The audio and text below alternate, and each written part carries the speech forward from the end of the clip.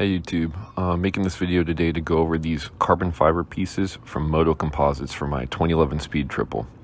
I was aiming at getting the OEM front fairing set up and found that with the price difference, it was actually pretty close to the same price to get these pieces in carbon fiber instead of the OEM plastic. There was already some carbon on the bike from the previous owners, and from what I can tell, the finish and the weaves lined up perfectly. So that was a fingers crossed moment while ordering, but it turned out pretty close. As far as the quality of the pieces, I'm pretty happy. Both the sea cowl and the front fairing are in their twill weave with the glossy finish. And as you can see, when these are clean, it's a pretty solid mirror finish. The back sides of the pieces is an unfinished carbon layup. I've been messing with carbon fiber parts lately, so I think it's cool to see the work on the back side there, but something to take note of if you're hoping for the whole piece to be completely finished.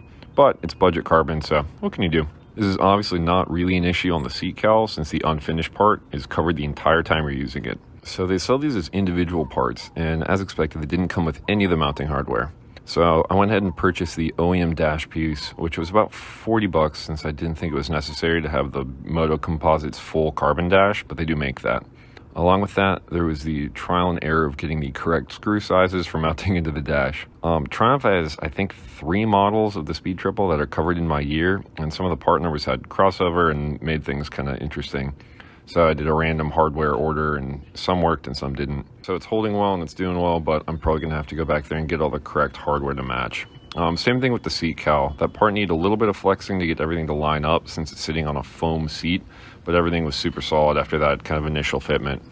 Overall, I paid $100 for the seat cowl and $190 for the front fairing, which for a front fairing that weighs 6 ounces and is finished this well, I'm pretty happy with it. The last thing to note is that the lead time for this company, for these parts, was almost 2 months, if I remember correctly. So I was happy to wait given how the parts turned out, but the company can be a little slow with responses and updates on the parts. Cool, so that's my video. Please let me know if there are any questions, and I will get to them when possible. And I recommend doing work with Motocomposites. Good stuff.